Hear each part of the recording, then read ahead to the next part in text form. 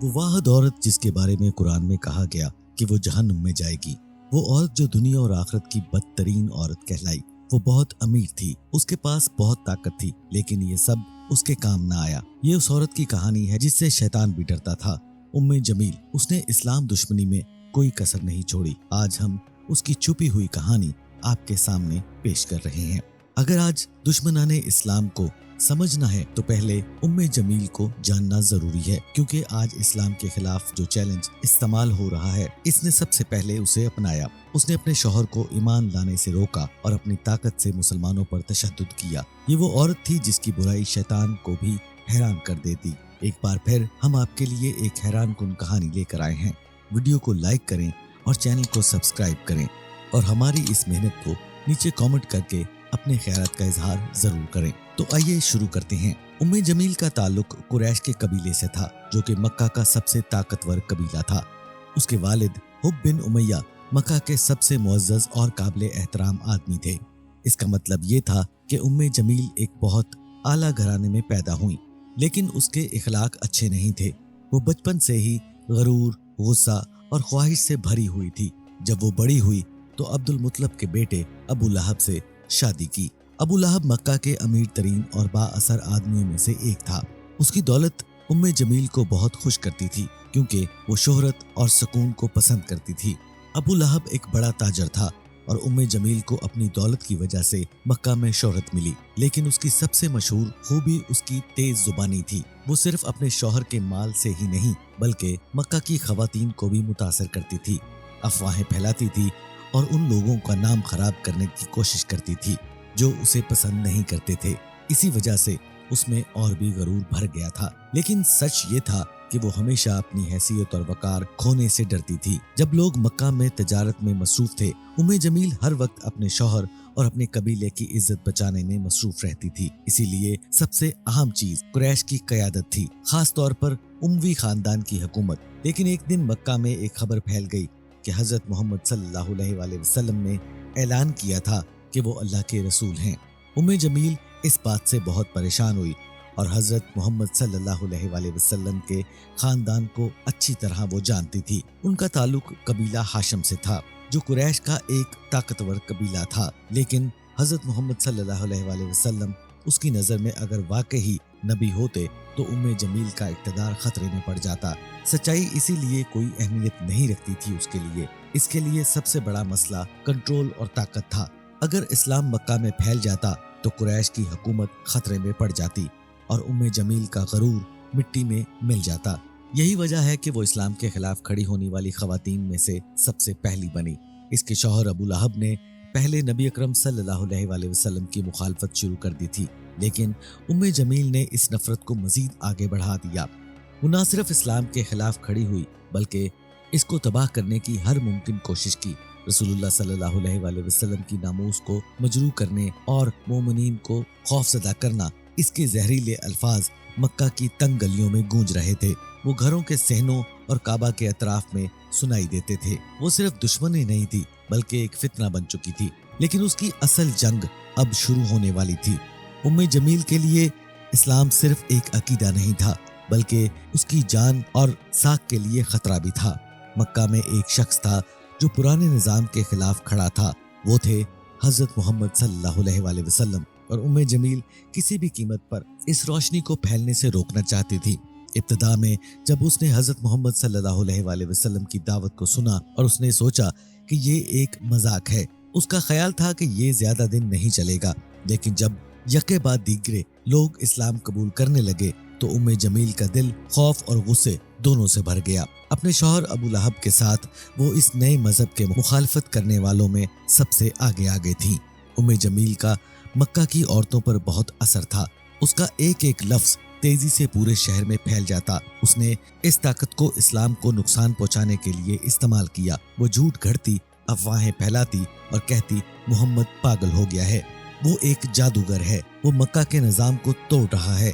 इसके ये झूठ सिर्फ लोगों को धोखा देने के लिए नहीं थे बल्कि उसका असल मकसद रसूलुल्लाह सल्लल्लाहु अलैहि वसल्लम की शान को कम करना और लोगों को उससे डराना कि वो इस्लाम कबूल ना करें। उसने इंतहाई घटिया तरीके अपनाए। ایک دن اس نے مکہ کے بازاروں میں لوگوں کو جمع کیا اور چیخنا شروع کر دیا کہ محمد صلی اللہ علیہ وآلہ وسلم اپنے ہی خاندان کو نقصان پہنچا رہا ہے، لیکن حقیقت اس کے بالکل برعکس تھی۔ رسول اللہ صلی اللہ علیہ وآلہ وسلم مکہ میں سب سے زیادہ سچے اور ایماندار انسان تھے، لیکن ام جمیل نے انہیں بدنام کرنے میں کوئی کسر نہ چھوڑی۔ ام جمیل کی سب سے بڑی دشمنی حضرت خدیجہ رضی اللہ تعالیٰ عنہما سے تھی۔ وہ مکہ کی سب سے معزز خواتین میں سے تھیں اور رسول اللہ صلی اللہ علیہ وآلہ وسلم کی سب سے بڑی مددگار بھی تھیں۔ ام جمیل کو حضرت خدیجہ رضی اللہ تعالیٰ عنہما سے بہت رشک آتا تھا۔ وہ ان کا مذاق اڑاتی، مکہ کی عورتوں کو ان سے دور رہنے پر اکساتی۔ حضرت خدیجہ رضی اللہ تعالیٰ عنہما کی پرسکون اور قابل احترام شخصیت کے سامنے اس کا کوئی اثر نہ ہوتا تھا۔ اسی لیے ام جمیل نے حضرت خدیجہ رضی اللہ تعالیٰ عنہما کے ذریعے اسلام سے نفرت کا اظہار کرنا شروع کر دیا۔ حضرت خدیجہ رضی اللہ تعالیٰ عنہما سے ملنے جانے والی عورتوں کو دھمکیاں دیتی اور کہتی کہ اگر تم ان سے ملنے گئی، وہ کہتی تھی کہ اگر تم نے ان سے ملنا بند نہ کیا تو ہم تمہیں معاشرے سے نکال دیں گے۔ لیکن حضرت خدیجہ رضی اللہ تعالیٰ عنہما نے ہر جھوٹ اور مصیبت کو صبر اور طاقت سے مقابلہ کیا۔ ام جمیل نے صرف بات ہی نہیں کی بلکہ اسلام کو روکنے کے لیے ہر طریقہ اپنایا۔ اس نے نئے مسلمانوں کو ڈرانے اور انہیں مذہب چھوڑنے پر مجبور کرنے کی سازش کی۔ اس نے قریش کے رہنماؤں کو مسلمانوں پر مزید دباؤ ڈالنے پر اکسایا۔ اس نے ان راستوں پر کانٹے اور پتھر ڈالے جس پر رسول اللہ صلی اللہ علیہ وآلہ وسلم گزرتے تھے تاکہ آپ کو پریشانی ہو۔ اس نے لوگوں کو تجارت اور معاشرے میں مسلمانوں کا بائیکاٹ کرنے پر اکسایا۔ ایک دن جب رسول اللہ صلی اللہ علیہ وآلہ وسلم کعبہ کے قریب نماز پڑھا رہے تھے تو ابو لہب اور ام جمیل نے اپنے آدمیوں کو حکم دیا کہ آپ صلی اللہ علیہ وآلہ وسلم پر مٹی ڈالیں۔ انہوں نے مکہ کے سب سے سچے اور معزز آدمی کی توہین کرنے سے پہلے ایک بار بھی نہیں سوچا، لیکن انہوں نے جتنی بھی کوششیں کی اتنی ہی تیزی سے مسلمانوں کی تعداد بڑھتی گئی۔ یہ دیکھ کر ام جمیل کا جنون اور بڑھ گیا۔ اب ان کے لیے جھوٹ اور الزام کافی نہیں تھے، اب وہ رسول اللہ صلی اللہ علیہ وآلہ وسلم کو قتل کرنے کی سازش کرنے لگے۔ برسوں تک ام جمیل اسلام کی سب سے بڑی دشمنوں میں سے ایک رہی، لیکن اس کا نام نہ صرف مکہ کی گلیوں میں لیا گیا بلکہ اس کا نام کتاب اللہ میں بھی ہمیشہ کے لیے لکھا گیا۔ جب اسلام پھیلنے لگا تو ابو لہب اور ام جمیل کا رویہ اور بھی سخت ہو گیا، لیکن خواہ کتنا ہی ظلم کیا جائے اللہ کی حقانیت غالب رہی۔ ابو لہب اور اس کی بیوی پر اللہ کی کھلی لعنت تھی۔ جب یہ سورہ نازل ہوئی تو ابو لہب اور ام جمیل کی ہلاکت کا اعلان ہوا۔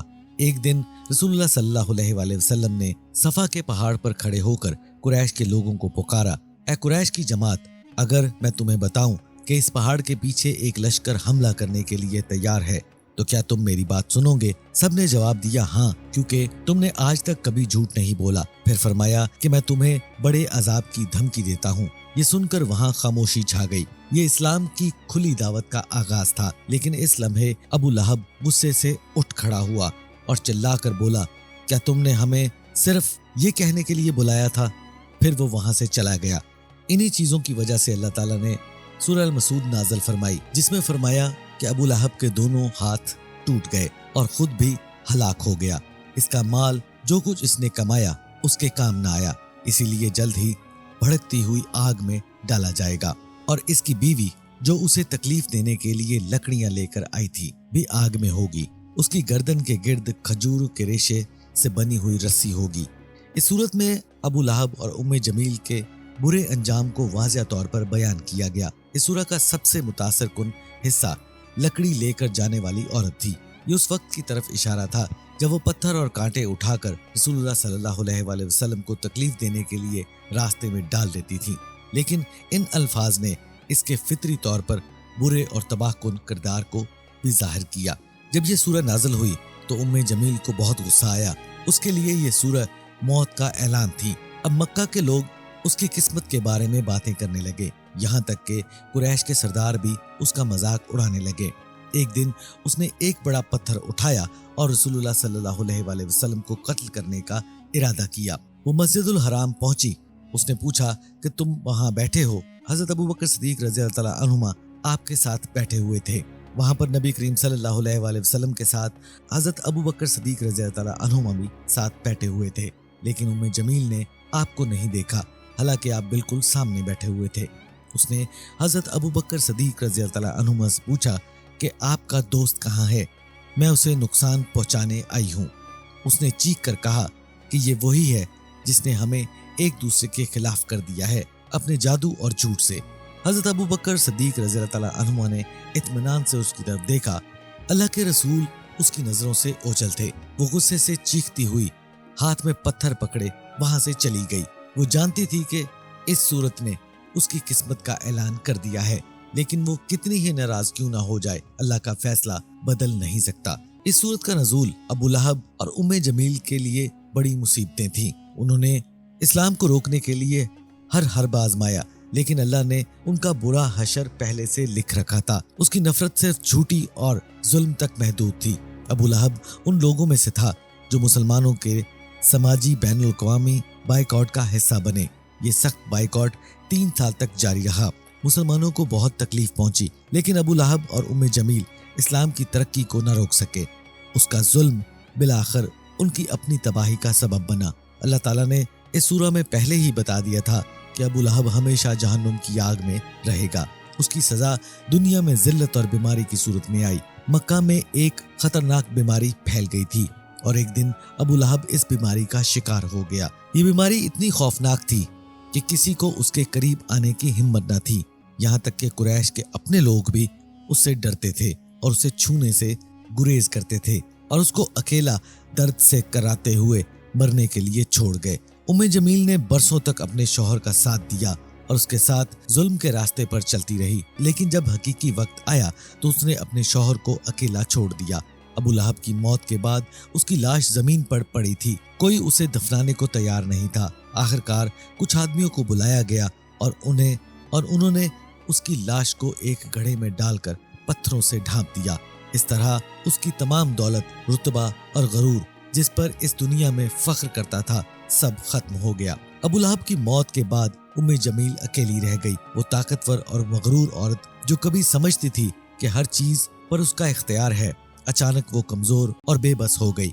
मक्का वालों ने आपस में सरगोशी की कि उस सूरत का ऐलान सच साबित हुआ। अल्लाह ताला की लानत उस पर और उसके शौहर पर नाज़िल हो चुकी थी, लेकिन उम्मे जमील ने अपनी किस्मत को मानने से इनकार कर दिया। वो मक्का की गलियों में घूमती रहती और मुसलमानों के खिलाफ नफरत अंगेज बातें करती रहती, लेकिन वक्त के साथ साथ वो भी कमजोर और उदास हो गई थी। तारीख में रिवायत है कि वो भी बहुत बुरी तरह फौत हुई थी। कुछ कहते हैं कि एक बड़े पत्थर के नीचे कुचले जाने से उसकी मौत वाक़या हुई और उसका गला रस्सी से कट गया। इस सूरत के अल्फाज इसके गले में रेशे की रस्सी बन जाए, इसकी मौत की एक हकीकत बन गई। उम्मे जमील और अबू लहब इस्लाम के सबसे बड़े दुश्मनों में से एक थे, लेकिन बिलाखिर वो दोनों अल्लाह के अजाब से बच न सके।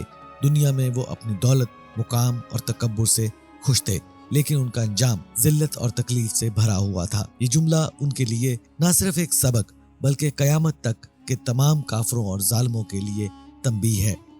आइए नाज़रीन गिरामी इस दुआ में शामिल हों कि ऐ अल्लाह हमें इन लोगों में शामिल न करना जिनके दिलों पर मोहर लग चुकी हो।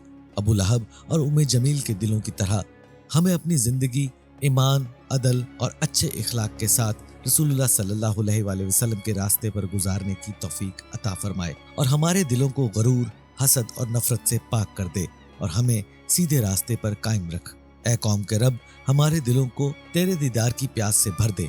हमें हमारी जिंदगी को अपने हुक्म और सुन्नत हबीब सल्लल्लाहु अलैहि वसल्लम पर कायम रहने और हमारी कब्र को जन्नत का बाग बना दे और कयामत के दिन हमें अपने अर्श के साए में पनाह अता फरमा। ऐ रब्बुल आलमीन, फलस्तीन के मजलूम बच्चों के आंसुओं को अपनी रहमत की बारिश बना। उनकी चीखें फरिश्तों की तरफ से मदद का पैगाम बने। उनके नन्हे बदनों पर जख्मों को शहादत का ताज दे और उनकी कब्रों को जन्नत के महल्लात में बदल दे और उनकी माओं को सब्रे हुसैन की ताकत से मुनव्वर फरमा। ख़वातीन हज़रात, मैं उम्मीद करता हूँ कि आज की वीडियो आपके लिए बहुत मालूमाती होगी। अगर आपको ये आज की वीडियो पसंद आए तो इस चैनल को लाइक, शेयर, सब्सक्राइब करना ना भूलिएगा। इंशाल्लाह अगली वीडियो में दोबारा से मुलाकात होगी। तब तक के लिए अल्लाह ने के बाद।